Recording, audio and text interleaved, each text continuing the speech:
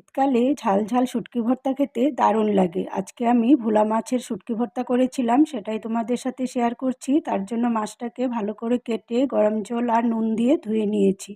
আর এদিকে একটা মশলা করে নিয়েছি, পেঁয়াজ, রসুন আর কাঁচা লঙ্কার।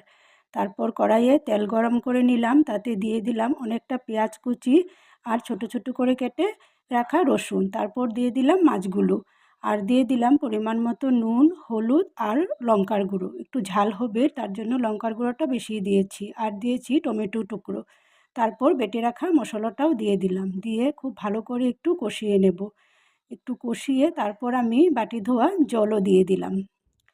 জলটা দিয়ে আবার ভালো করে মিশিয়ে কিছুক্ষণের জন্য ঢেকে রাখবো, যেন সব কিছু সিদ্ধ হয়ে যায়। কিছুক্ষণ পর দেখো বন্ধুরা, সুন্দরভাবে সব কিছু সিদ্ধ হয়ে গেছে, একদম কষানো হয়ে গেছে। এখন আমি দিয়ে দিব ধনেপাতা কুচি, দিয়ে আবারও কিছুক্ষণ কষিয়ে নেব। যখন একদম তেল তেল ছেড়ে দেবে তখন আমি নামিয়ে নিলাম। শীতকালে এই শুটকি ভর্তা খেতে আমাদের তো খুব ভালো লাগে। জানি অনেকে নাক সিটকবে, কিন্তু আমরা খুব ভালোবাসি শুটকি খেতে।